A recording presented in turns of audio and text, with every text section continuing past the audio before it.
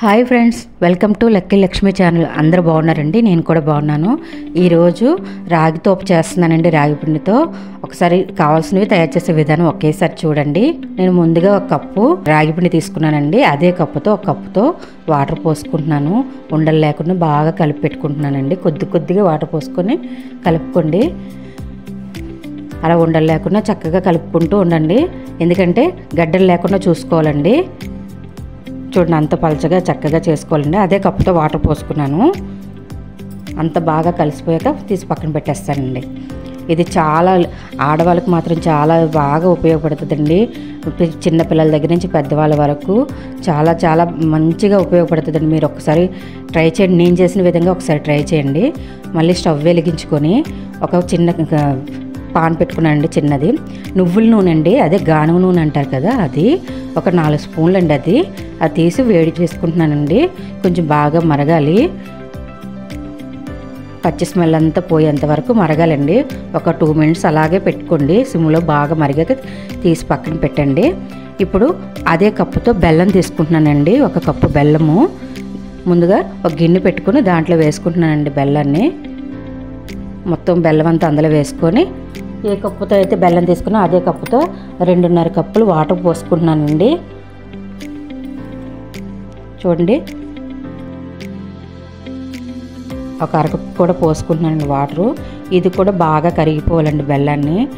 చూడండి, చిన్నపిల్లల దగ్గర నుంచి పెద్దవాళ్ళ వరకు మనకి ఇప్పుడు బ్యాక్ పెయిన్ బాగా వస్తుంది కండి. సిజరీన్ అయిన వాళ్ళకి, డెలివరీ అయిన వాళ్ళకి అందరికీ, అలాగే పిల్లలు మెచ్యూర్ అయిన వాళ్ళకి ఇదంతా బాగా పెయిన్ వస్తూ ఉంటుంది కదండి డేట్ వచ్చినప్పుడు. ఇది బాగా ఉపయోగపడుతుందండి. నేను నువ్వుల నూనెతో చేస్తున్నానండి. చాలామంది నెయ్యి వేసుకొని కూడా చేసుకుంటారు. బెల్లం కరిగేది కదండి, పక్కన పెట్టుకొని ఇంకో పాన్ పెట్టుకొని ఆ బెల్లం వాటర్ అంతా జల్లెడ పెట్టి వాడపోసానండి. ఏ నలకలు అవి లేకున్నాను. అది కూడా బాగా మరిగాక మనం కలిపి పెట్టుకున్న పిండిని కూడా వేసుకొని అది కూడా కలుపుకోవాలండి. ఇగో చూడండి, బాగా మరిగింది కదా. నేను 2.5 కప్పులు ఎందుకు వేసానంటే మరిగేటప్పుడు 1/2 కప్పు ఆవిరి కింద పోతుంది కదండి, అందుకని. చూడండి, ఇప్పుడు ఏంచి పిండి వేసుకుని బాగా ఉండలు లేకుండా బాగా కలుపుతూ ఉండాలండి. సిమ్లో పెట్టి కలపాలండి దగ్గర పడేంత వరకు.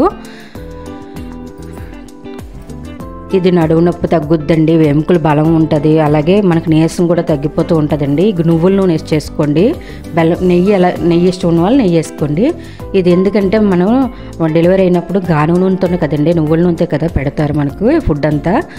ఇది ఇందులో కూడా కలుపుకుంటే మనం పూర్వీకులు చూడండి ఎంత బలంగా ఉంటారు వాళ్ళు. అప్పుడు ఎంత గట్టిగా ఉండేవాళ్ళు కదా, ఉక్కులాగా ఉండేవాళ్ళు. ఇలాంటివి తినేనండి.